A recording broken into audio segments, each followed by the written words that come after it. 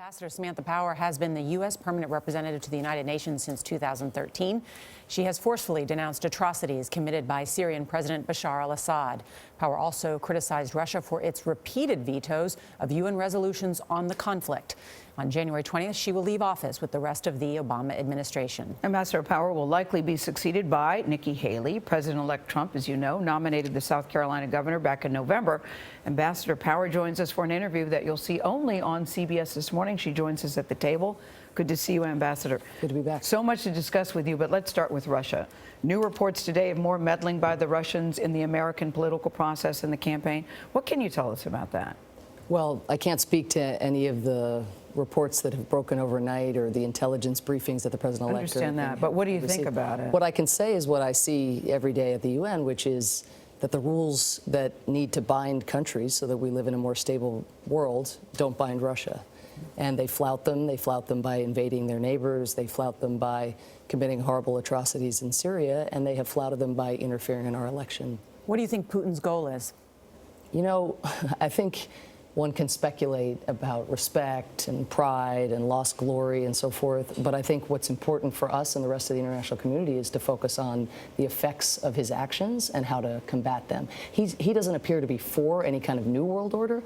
He just seems to be about bringing down the one that has benefited the United States, the American people, and the broader international community for decades. But Russia has been facing harsh sanctions, some very harsh sanctions, and their economy is in the dumps. But let's be clear, you know, what he might say if he were here is that those sanctions are an account of why he's doing this or that. Although nothing he says is credible, just as his denials with regard to our election are not credible. But there's cause and effect goes in the other direction. Our sanctions came as a result of his decision to lop off part of a neighbor. They come in as a result of support for a regime that is has used chemical weapons against its people, et cetera. The new Secretary General is Antonio Guterres, and you know him well. He says that the rules-based international order is under grave threat. What does he mean?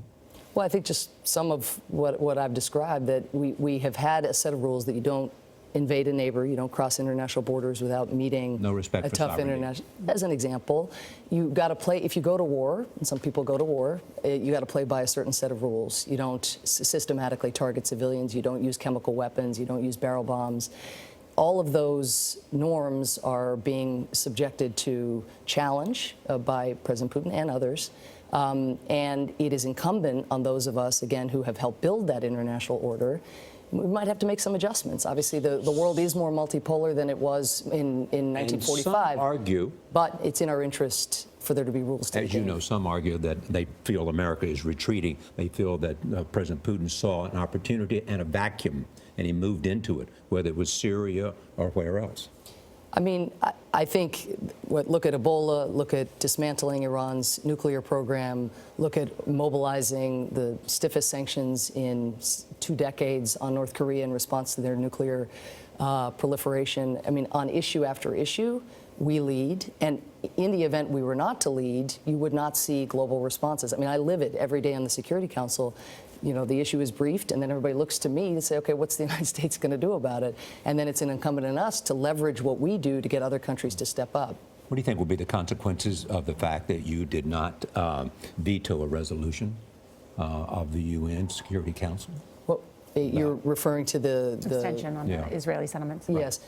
I mean, I think would hope the consequence is that all the parties on the ground who have not been engaged in talks on a two-state solution for some time get motivated to come back to the table. I mean, that was a resolution that enshrined in it opposition not only to settlements but also to violence and incitement of the kind that helps give rise to the kind of attack we saw earlier this week against Israelis. So we have invested a huge amount in trying to push that process along, specifically Secretary Kerry, of course, giving body and soul to that. Right now, there are no talks. There is only movement in the wrong direction away from a two-state solution.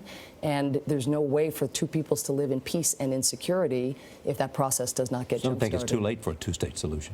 Well, if you keep saying that over and over again, it will become too late. And then what's the alternative for the people who live in the region? How are they going to live secure? It's just, 9 days and counting till the end.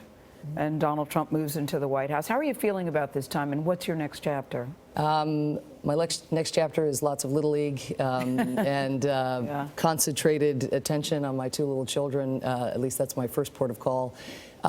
Look, I think that our emphasis these last days has been to try to ensure the most stable and most auspicious transition possible. I've been in touch with Governor Haley, feel really good about the team that she's inheriting. 90% of the people who work with me stay on. I inherited them from President Bush. So at a civil service and foreign service level, there's a huge amount of continuity in our foreign policy. I just hope, again, that what we learned day in, day out over the last 8 years and over the last decades, which is if America leads, the world takes notice. When America steps back and isn't engaging in international institutions to mobilize burden sharing and collective responses, we either get stuck holding the bag or our security is jeopardized. So there's a lot to learn, and I hope that we can listen to each other again, because that's something that seems to have been lost a bit. All right. Thank you very much. Thank you.